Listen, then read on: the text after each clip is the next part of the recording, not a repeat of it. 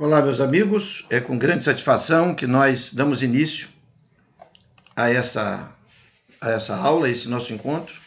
É a sexta aula de um conjunto de 8 aulas que tratam sobre saúde pública e conjuntura contemporânea. Nesse momento, dando sequência, aos nossos trabalhos, vamos abrir a plataforma de desenvolvimento para que possamos avançar e atuar aqui dentro da nossa dinâmica. Me permitam, por um instante, fazer uma conferência técnica. Está ok? Muito bem.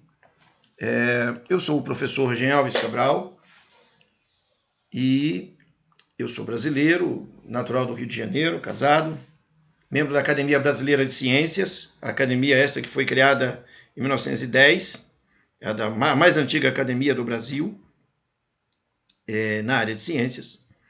E essa nossa carreira na área de naturologia, naturopatia científica, me permitiu também estudar muitas outras áreas para poder estar habilitado e preparado para discutir muitos assuntos e desenvolver uma carreira de 26 anos nesse segmento. O nosso módulo Introdução à Saúde Pública e Conjuntura Contemporânea é um módulo que está estruturado com uma emenda que trata do seguinte: a legalidade das práticas integrativas e complementares da saúde no Brasil e o marco terapêutico da naturopatia científica, o objetivismo da naturologia clínica, as ações de terapias naturais na atenção básica da saúde e a otimização da comunidade. Dentro dessa vertente, nós temos aqui dois aspectos importantes. O objetivo da disciplina: o estudante deverá compreender o ambiente da atenção básica de saúde no Brasil, e o estudante deverá compreender o nosso lugar nas práticas integrativas e complementares da saúde. Isso dito, vamos então à reflexão sobre o conteúdo estruturado. Nós vimos até aqui 5 capítulos: o que é saúde pública, a Lei 8.080 de 1990 e a atenção básica da saúde, as práticas integrativas e complementares, as definições terapêuticas na Portaria 849 de 2017, saúde não é bem-estar e equilíbrio homeostático. São esses os 5 grandes aspectos. E a sexta pauta, é a fragilidade do sistema de saúde, que nós vamos tratar agora, dentro de alguns aspectos, e vamos fazer algumas reflexões importantes que nos ajudarão a perceber a fragilidade do sistema de saúde. Portanto, esta é a aula número 6 de um conjunto de 8, e a fragilidade do sistema será tratada da seguinte forma, em 4 tópicos: mercantilismo versus o idealismo na saúde pública, saúde e política, os problemas do setor de práticas integrativas e complementares da saúde e a nossa posição caso a caso. Isso devidamente assentado, iniciamos então com a exposição de um painel em que você tem à sua direita o Senado da República divulgou essa campanha dizendo o seguinte: saúde pública, de quem é a responsabilidade? E ele vai dizer que é do governo federal, que é da prefeitura e é do governo do estado. A saúde pública é responsabilidade desses 3 instâncias do poder que governam o Brasil. Você tem aqui nesse painel: saúde é uma mercadoria? É uma pergunta. E essa pergunta, certo, será respondida da seguinte maneira, com novas perguntas. A responsabilidade por uma pessoa ficar doente é de quem? Por que todos nós temos que pagar a conta de um canalha que resolve destruir sua própria vida com uma conduta de construção de desgraças sobre si mesmo? E aí, nesse momento, eu preciso vir aqui, acertei, e fazer uma consideração. O professor usou a palavra canalha. Foi dura, palavra pesada. Eu vou ficar meio pesado nessa aula, porque eu tenho que tratar de uma coisa que é a realidade. O sujeito resolve passar a vida inteira comendo feito um glutão. Isso é uma decisão pessoal. O sujeito resolve fumar maconha, cheirar cocaína. É uma decisão pessoal. Beleza? Ninguém obriga você a ser glutão, maconheiro, cocainômano. Ninguém obrigou você a ser alcoólatra. Ah, mas eu tenho fraqueza. O problema é seu. Ninguém te obrigou a isso. Você que escolheu resolver seus problemas dessa maneira. Você resolveu. O problema é seu. Muito bem. Aí você está arrebentado com a sua saúde, você está todo arrombado na sua vida física, detonado. Você está esculachado, porque você fez isso com você mesmo. E o Brasil inteiro tem que pagar a conta para cuidar de você. Por quê? Porque nós vamos apoiar o comportamento do canalha, do vagabundo, que destrói a sua própria vida e joga a conta para outros pagarem. Isso é saúde pública. Vejam, por que eu estou falando isso dessa maneira tão dura? Vai ficar claro. Já já você vai entender por quê. Vamos à segunda questão. Admitamos que pessoas são acidentadas. Pessoas acidentadas. Que as pessoas são vítimas de catástrofes. Pessoas são vítimas de erros do Estado. Por exemplo, guerra. Guerra.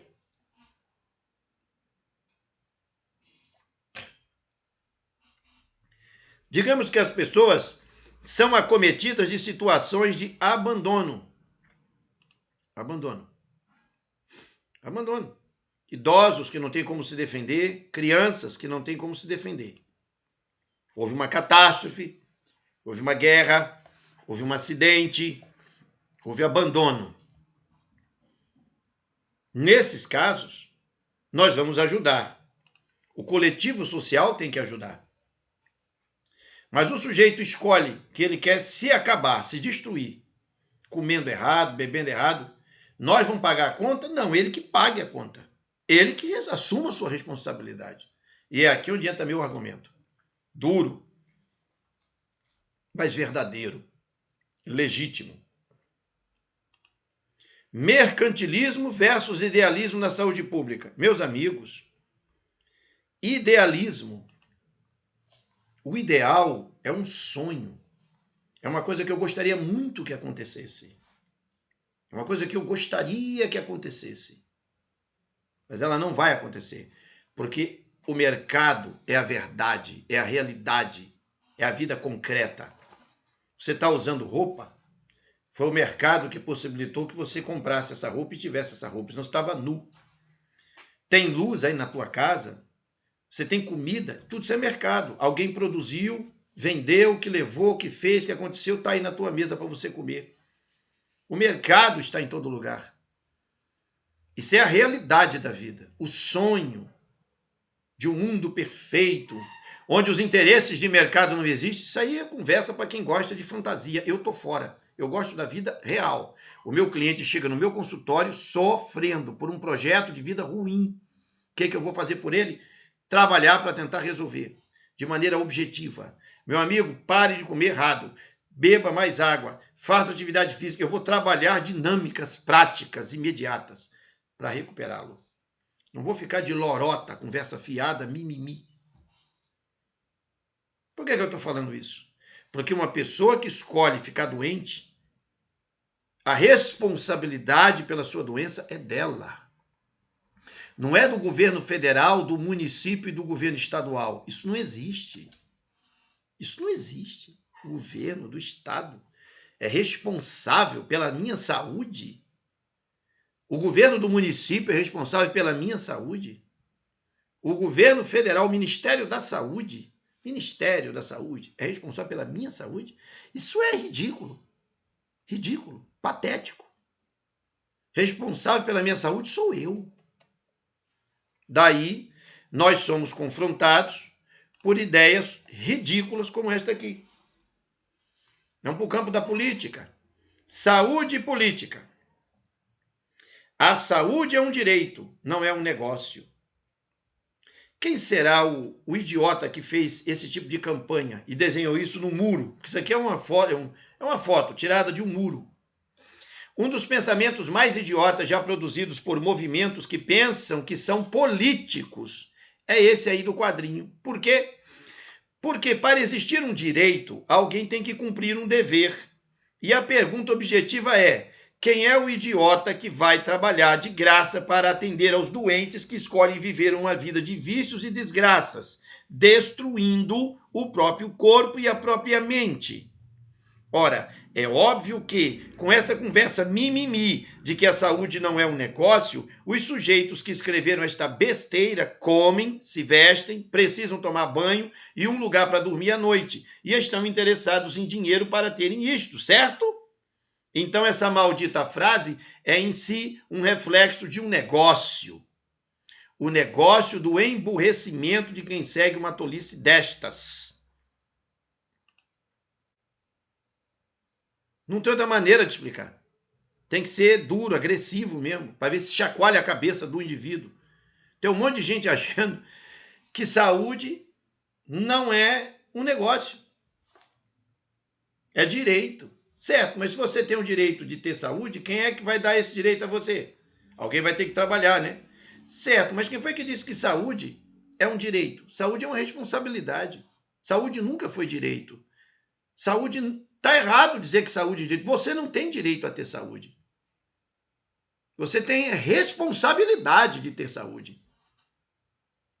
Professor Jean, você está me confundindo? Não estou confundindo nada, não. Eu estou sendo técnico. Quer que eu explique assim de maneira bem organizada, técnica? Beleza. Vamos fazer isso agora? Vamos. Então eu vou fazer o seguinte. Vou sair aqui da tela, vou voltar para o texto. Eu vou pegar a minha aula anterior. Vamos pegar a aula anterior.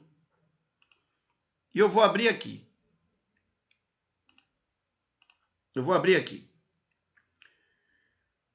Nós vimos na aula anterior que nós somos a escola da homeostasia, certo? Veja bem, aqui diz assim. Note o que diz no texto do Tratado de Fisiologia Médica. Está em vermelho. Aqui, ó. Na verdade, a vida do ser humano depende desse funcionamento. Na verdade, a vida do ser humano depende desse funcionamento global e não das funções de partes individuais completamente isoladas do conjunto. Os fisiologistas chamam de homeostasia esse alto nível de controle interno do corpo.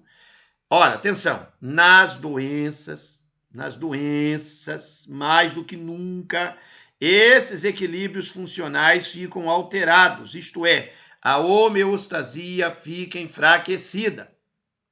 E quando essa perturbação é excessiva, o corpo como um todo não mais pode sobreviver. Então veja, o que é saúde? Saúde é homeostasia fortalecida. Como é que você enfraquece a sua homeostasia orgânica? Comendo errado, bebendo bebidas ruins, não dormindo, não fazendo atividade física, etc. Leis naturais que você quebrou. Eu vou perguntar aqui de maneira bem direta. O Estado é responsável por isso? O governo federal, o prefeito da tua cidade, a prefeita, é responsável por isso? Você come errado, bebe errado, não faz atividade física e o governo é responsável? Então, como é que a saúde é responsabilidade do governo federal, do governo estadual e do governo municipal? Nunca foi. A responsabilidade pela saúde é tua, é minha, é de cada um de nós. Não tem outra saída. É isso e acabou. Ponto final. Agora, veja que curioso. Quando nós mergulhamos, vamos aqui, né? Quando nós mergulhamos nesta frase ridícula, a saúde é um direito e não um negócio, nós deveríamos lembrar que o pensamento correto é bem mais simples. Quando ainda estávamos com vocês, nós ordenamos isto. Se alguém não quiser trabalhar, também não coma. 2 Tessalonicenses capítulo 3, verso 10. É doutrina cristã. O sujeito quer o direito de ter saúde. Mas ele não quer trabalhar ele mesmo para manter a própria vida dele. Ele quer que alguém faça isso por ele, enquanto ele bebe, come, curte a vida como quiser na doida. Você percebe que isso não tem coerência um negócio desse? Agora, vamos considerar isso um pouco mais a miúde? Vamos trazer isso para a cena dos problemas do setor das práticas integrativas e complementares. Vamos trazer aqui para o nosso setor. A falta de cuidados de si próprio, que é absolutamente clara, ela está ligada aqui, eu coloquei em amarelo, em destaque, a uma posição gnóstica em relação à vida. eu preciso dizer algo sobre posição gnóstica em relação à vida. Por que eu tenho que fazer uma consideração sobre essa coisa da posição gnóstica? Vou abrir aqui para vocês entenderem. O gnosticismo, de maneira rápida, breve, porque o meu tempo não permite fazer aqui uma ampla exposição sobre o que é gnosticismo.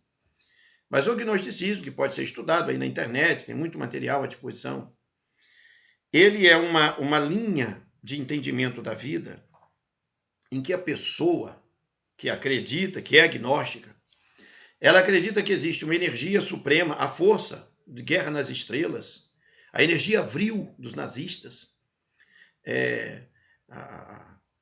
a energia vital cósmica que está no universo. E ela se condensa em espíritos, ela se manifesta em espíritos. E esses espíritos, nesses espíritos, entre esses espíritos, um Deus maligno, um espírito maligno.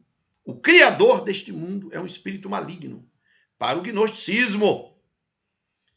E ele, então, estabeleceu os padrões de sofrimento que todos nós vivemos. Esse é um princípio do gnosticismo. Baseado nessa ideia,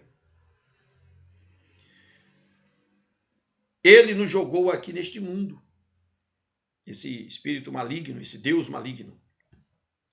Então, nós temos que reagir contra ele.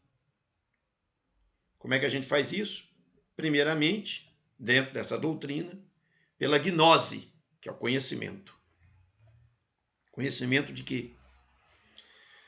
De que todo sofrimento que nós passamos não é responsabilidade nossa. É responsabilidade desse Deus maligno. Então nós não temos culpa do nosso sofrimento. A culpa é dele. Daí, tudo na nossa vida passa a ser regida, se é um gnóstico, por esse pensamento principal. Por essa ideia principal. Nós somos espíritos encarnados nesta terra que temos que sofrer por culpa de alguém que não somos nós. Existem variáveis. Diversas variáveis. Mas a linha central que dá origem a todas as discussões é essa, no gnosticismo. Vou lhe dar um exemplo para vocês aqui de quando é que o gnosticismo está presente. A pessoa nem sabe que aquilo que ela vai falar é gnóstica, mas é, e ela nem sabe, porque isso está na cultura do mundo desde o tempo de Cristo, quando os gnósticos foram combatidos pelos apóstolos. Eles dizem assim: o cara passou a vida inteira bebendo cachaça, fumando, comendo na doida, usando drogas, medicamento, vida bagunçada. Nunca obedeceu às leis da vida e às leis naturais. Ele está todo intoxicado. Está com câncer, comendo as tripas. O corpo está todo podre, está morrendo. Aí a família chega e diz assim: Deus sabe o que faz. Ou seja, Deus é o causador de toda essa pestilência, toda essa desgraça. Não é responsabilidade do sujeito. Não foi ele quem comeu errado. Não foi ele quem bebeu errado. Não foi ele que escolheu a vida imunda que viveu. Não. Deus é o responsável. Essa ideia é uma ideia chamada gnóstica. Nós não temos responsabilidades. Quem tem responsabilidade é alguém externo. E assim está em todo canto. Quer um exemplo de onde é que está isso? Está aqui, ó. Saúde pública, de quem é a responsabilidade? Do governo, da prefeitura, do governo do estado. Não é minha. Eu não tenho responsabilidade por nada. Na pandemia, isso está bem claro. Todo mundo está acompanhando. Está aqui, ó. Saúde é um direito, não é um negócio. Alguém resolva aí, me dê saúde. Embora eu possa viver uma vida de vícios e desgraças, mas alguém resolva.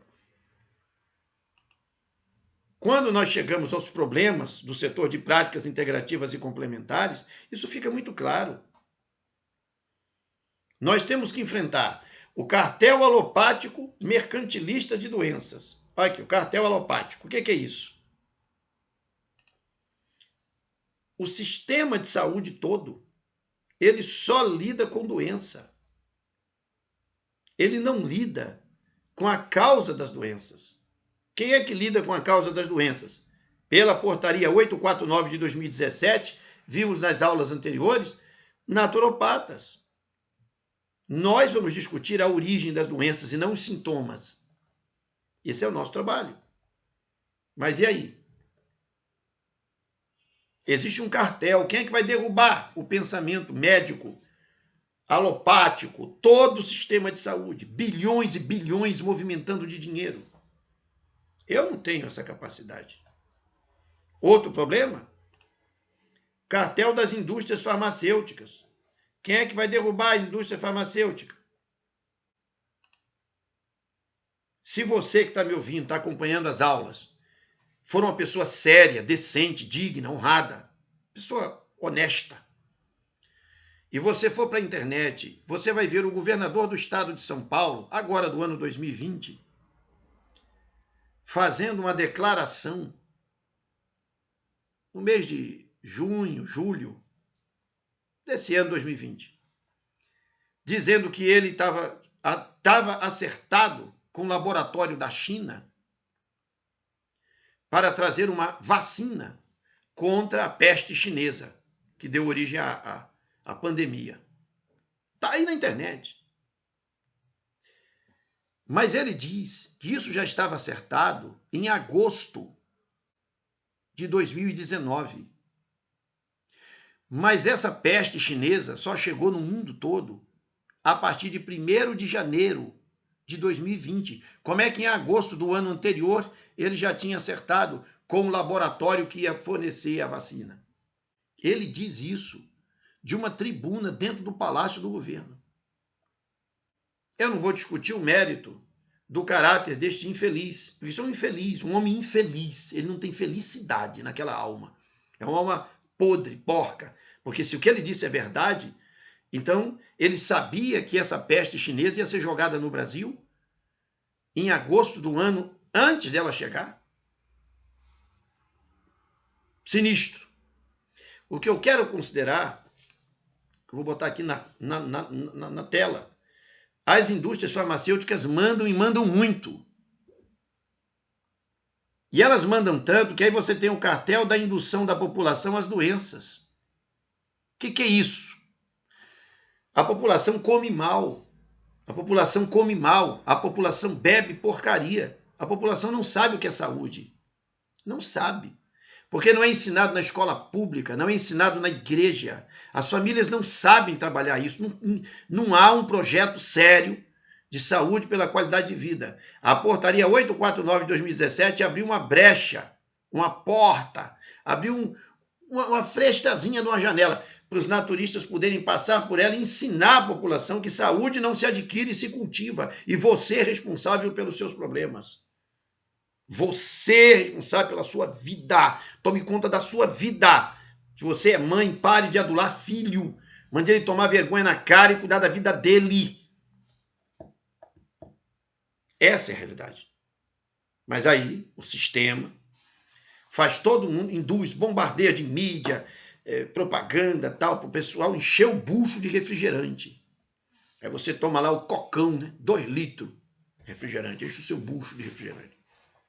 Beba, taca refrigerante para dentro, meta cerveja para dentro das tripas, meta mesmo, bote bastante. Tá certo? É indução à doença.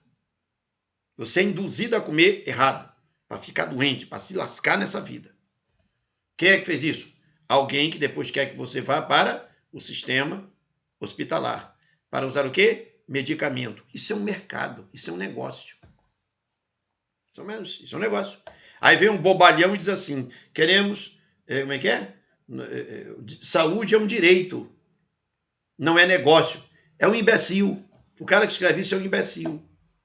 É um imbecil. O sistema inteiro que ele está pedindo, mais SUS. Eu quero mais SUS.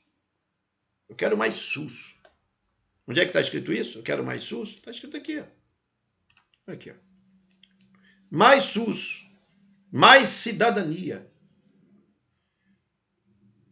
Aí, os líderes dessas campanhas, para evitar o colapso da saúde, suspender o pagamento da dívida e investir no SUS. mas não tomam vergonha na cara para deixar os vícios imundos que corrompem seus corpos, cigarro, bebidas alcoólicas, comidas tóxicas e outras desgraças que amam de paixão? Não vão largar, não? E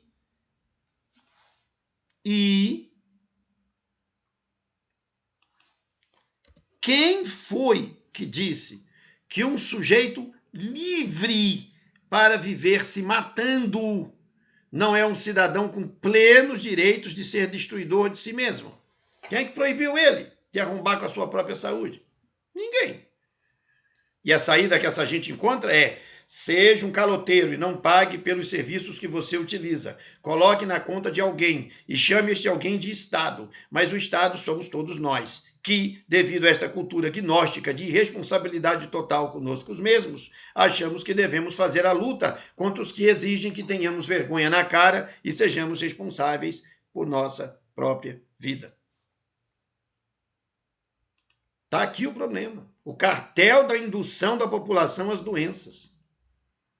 Quando o sujeito vem à rua e pede isso aqui, ó, saúde é um direito, não um negócio, ele só está apoiando o cartel da indução das doenças, que está ligado à indústria farmacêutica, que está ligado ao mercado da doença. É só isso. E aí, esses 3 primeiros problemas aqui vão controlar o cartel da política pública, que põe a conta no Estado. E esse é o negócio. Para lascar com tudo, a falta de visão profissional que os terapeutas têm. A situação fica gravíssima. Não dá para enfrentar isso assim. É um circuito fechado. É tudo um grupo de gente, pessoas, que investem seu dinheiro nas mesmas empresas, são todos dos mesmos donos. Os caras te dão uma comida ruim, que gera uma doença, que tu trata nos hospitais deles, com os remédios deles, que pioram tua saúde, é só ler a bula, piora a tua saúde, gerando novas doenças que te botam no hospital, e tu continua comendo errado. E esse circuito fica aí fechado, e tu vai te intoxicando, de nada que morre. Pronto, morra. Mas saúde é um direito. Não, saúde é responsabilidade. Saúde não tem nada a ver com direito. Quem pensa que saúde é um direito é burro. Colocar recursos de saúde pública para a população, para enfrentamento de adversidades, por acidente, por calamidades, etc., é responsabilidade do Estado. Não sou contra fechar o hospital. Não tem nada a ver com isso. Não é isso aí. Cada pessoa tem que cuidar de sua própria saúde. Trata-se disto. Vejam, quando uma pessoa vem para uma consulta, ela chega com um projeto ruim de vida. As terapias naturais precisam ser aplicadas na história da vida dessa pessoa, que é o que eu faço. E ela, então, tem que ser estimulada a retomar a própria vida, que é a doutrina da responsabilidade individual, que é o que eu estou batendo o tempo inteiro. E ela só vai conseguir ter isso se ela tiver uma disciplina prática que destrói o projeto de vida ruim e põe ela num projeto de vida bom. No enfrentamento microsocial onde estamos, estes são os graves desafios que nós enfrentamos. Mas note que durante muitos anos no Brasil, os terapeutas naturistas tiveram uma grande desonra pública, porque eram vítimas de 4 adversários muito difíceis de suportar. A arrogância dos dominadores da ciência, eu enfrentei isto, até que obtive o doutorado em naturopatia científica e me tornei membro da Academia Brasileira de Ciências, a ABRACE, que existe desde 1910. Então, eu ocupei uma posição para enfrentar essa arrogância aqui. Segundo, a falta de um marco legal para a profissão num país cartorial. Nós matamos esse problema com a Portaria 849 de 2017, é uma conquista da categoria. Lá está dizendo o que o naturologista pode, o que o naturopata pode. Aí a falta de abertura no ambiente universitário, bom, estou fazendo minha parte, criei um curso, fui autorizado por uma faculdade, desenvolvi o projeto, está registrado no MEC, tudo bonitinho. E o amadorismo da quase totalidade dos profissionais que estão no nosso setor, eu estou enfrentando dia a dia com trabalho, tentando melhorar a percepção. Ok? Muito bem. Isso é no ambiente micro. Mas no ambiente macro, olha qual é o problema que nós temos. No enfrentamento microsocial, onde estamos, agora aqui, no enfrentamento macro. Deixa eu trocar isso aqui, ó. Macro. Agora, no enfrentamento macrosocial, onde estamos, estes são graves desafios. De todo o dinheiro que o Brasil... Isso aqui foi tirado, pessoal, do site auditoriacidadã.org.br. E aqui, pressione o Supremo Tribunal Federal para barrar o golpe de trilhões. O Brasil gasta 38,27% de todo o dinheiro que arrecada, ou seja, 1 trilhão e 38 bilhões de reais, com juros da dívida pública, que está hoje, a dívida interna, 5 trilhões 971 bilhões, e a dívida externa é de 574 bilhões. É isso aqui. Ok? Mas a saúde, sabe qual é o investimento em saúde? É esse aqui, ó. Olha aqui a seta que está aqui à direita, ó. 4,21% do dinheiro da nação inteira é gasto em saúde. Então, vou fazer algumas perguntas. Essa é a realidade em outubro de 2020 e essa aula vai valer até 2023, por causa do Plano Nacional de Saúde, que vai de 2020 a 2023. Qual o gasto com saúde em todo o orçamento da nação brasileira? 4,21%. Qual o roubo em juros? Em juros, não é da dívida, 38,27%. Eu não vou nem fazer a conta.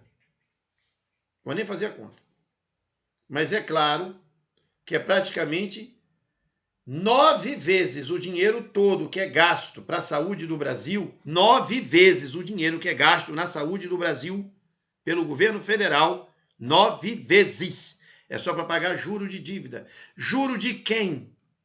Quem vai resolver essa situação? Quem vai fazer a auditoria da dívida nacional e acabar com a maldição que nos assedia? A Bíblia diz assim: o rico domina sobre os pobres e o que toma emprestado é servo do que empresta. Nós estamos vendo o que aqui nessa aula mesmo? A fragilidade do sistema de saúde. É a 6ª aula de um conjunto de 8. E quem é esse rico que domina sobre os pobres? Eu não tenho força para enfrentar a Fundação Rockefeller, a Fundação Rothschild, a Casa de Morgan. Eu não tenho como enfrentar, por exemplo, George Soros. Eu não existo. Eu sou poeira. Os caras são donos do mundo. Quaquilionários, bilionários, trilionários, sei lá. Quem é que vai enfrentar os Bilderbergs? Quem vai enfrentar o califado muçulmano islâmico? Quem vai enfrentar o Partido Comunista Chinês? Ninguém. Isso é uma briga de cachorro grande. Não, nem cachorro grande. Briga de dinossauros entre si. Não tem como enfrentar isso. Não tem como eu desmontar isso. Existe um verso na Bíblia, Efésios, capítulo 6, versículo 11 ao 13. A nossa luta não é contra carne e sangue, mas contra principados e potestades, contra espíritos da maldade que dominam este mundo. Está lá em Efésios, capítulo 6, versículo 11 ao 13, na Bíblia Sagrada, Novo Testamento. Existem forças malignas na terra. Eu não tenho como derrubar os ricos, os poderosos que dominam bilhões e bilhões e bilhões. O Brasil deve a banqueiros, donos dessas famílias, chefes dessas famílias poderosas. O que é o Brasil que deve? Eu devo, você deve. Quando nasce uma criança brasileira, já está devendo. Sem nem ter feito nada, já está em dívida. Essa é a realidade do problema das práticas integrativas e complementares. Essa é a nossa problemática. A nossa problemática, meus amigos, envolve isso aqui. Qual a realidade da dívida pública que o Brasil tem? Está aí. Nós não temos recursos para a medicina preventiva, porque 9 vezes o dinheiro da dívida da saúde é entregue para banqueiro, Entra governo, sai governo, não interessa se é de direita, se é de esquerda, não interessa se é do centro, todos são vítimas, escravos dessa dívida. Por quê? Porque o rico domina sobre os pobres e o que toma emprestado é servo do que empresta. Os nossos desafios, portanto, principais desafios, na minha avaliação, são no enfrentamento micro das dificuldades, a arrogância científica, que acha que nós não somos úteis ao sistema de saúde, está cheio de artigo besta por aí, movimentos querendo acabar com as práticas integrativas e complementares, feita por um grupo de pessoas que não têm dignidade. Só isso, não tem dignidade. Eles não se dão ao luxo de estudar nada sobre Eduardo Alfonso Hernan, Manuel Lezaeta Charan, Pierre Valentin Marchesot, Gregório Juvot, Benedict Lust, Adolf Juste, Arnold Hickley, Amilcar de Souza, e a lista é enorme, tem mais de 200 grandes nomes da medicina natural internacional, Sebastian Kneipp, eles não sabem de nada disso, nem estão interessados. Arrogância científica. Falta do marco legal mais consistente. Nós temos uma portaria muito boa, excelente, mas precisávamos membros de um conselho federal de naturopatia científica para botar ordem nessa profissão e organizar a coisa, fazer conexões com as universidades. Bom, está em andamento. Tem o meu curso e tem mais uns outros 10, 12 cursos concorrentes do meu, que estão aí no mercado, com suas propostas, suas ideias. Deus abençoe. E o amadorismo dos nossos profissionais, que é fruto da preguiça de estudar. Tá certo? Os terapeutas são de uma preguiça monstro, uma coisa vergonhosa. Aí nós temos o enfrentamento na esfera do macro.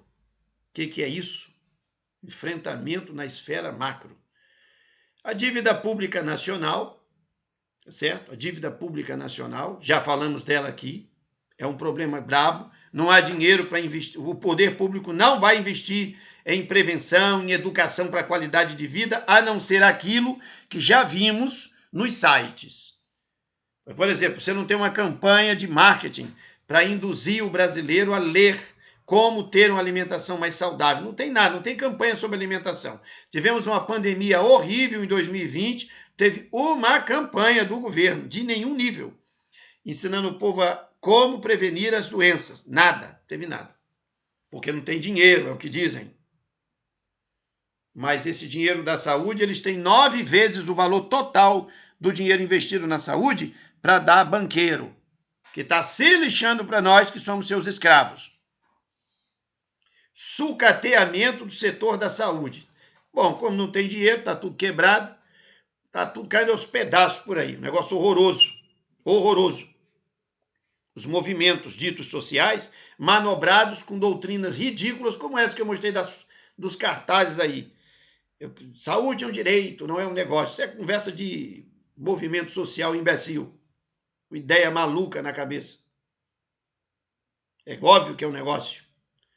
E aí, para lascar com tudo, você tem roubos, desvios de verbas e descaramento de ladrões corruptos. E um monte de gente defendendo esses ladrões e corruptos de partido safado e pilantra. E aí surge a cultura de que o problema não é meu. O problema é do governo, é da prefeitura, o problema é do Estado. O problema não é meu. É o que dizem, o problema não é meu. O problema é de alguém aí, alguém é responsável. O problema é de alguém. Alguém criou essa dificuldade, um olhinho de hortelã, para melhorar a voz, tirar a aula assim, direto, é jogo bruto. Nossa, forte. O problema é do Estado, do município. E aí você só tem reclamação, reclamação, reclamação. Vamos fazer movimento, vamos revolucionar, vamos fazer passeata, vamos fazer protesto. Vai todo mundo fazer protesto, fumando maconha, cheirando cocaína, comendo porcaria, bebendo refrigerante. Pela saúde? Gastei meu tempo. É inútil. O pessoal não está interessado em ler nada. E aí, o que nós vamos fazer? Veja, nós estamos numa disciplina que foi organizada.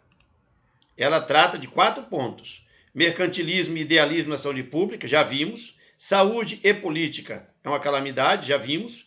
Os problemas do setor de práticas integrativas e complementares, deixei muito claro. Agora vamos fechar a aula com a nossa posição caso a caso. Como é que é isso? O que nós vamos fazer? Nós vamos fazer alguma coisa, né? Bom, eu vou ser redundante. A única esperança de coisas melhores está na educação do povo nos verdadeiros princípios. Preciso ler o texto de novo? Todo? Já li diversas vezes esse texto. Vamos ler de novo? Já ficou claro. A nossa posição é de ensinar o povo. Vou ensinar o povo o quê? Vou ensinar o povo a praticar o cronobiograma, que é o relógio biológico, e que vai promover a reorganização homeostática. E saúde é homeostasia. Doença é homeostasia enfraquecida. Então vamos construir o relógio biológico.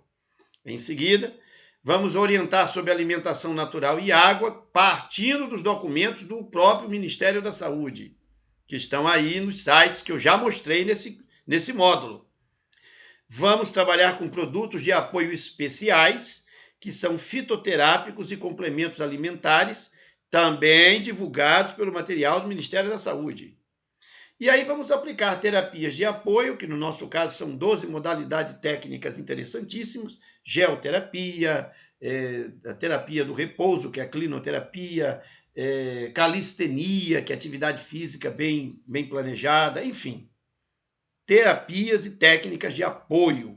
Apoio ao quê? Ao relógio biológico, alimentação e água, e a esses produtos especiais.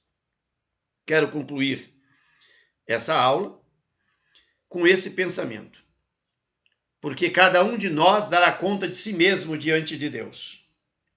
Exatamente neste ponto está o início de toda a revolução profunda. Na responsabilidade por si mesmo. Este é o maior de todos os desafios que existem. As pessoas têm sido treinadas para achar que alguém é responsável por elas. E isso é tão imenso que todo o sistema é construído sobre isso. Você quer um exemplo? A palavra paciente.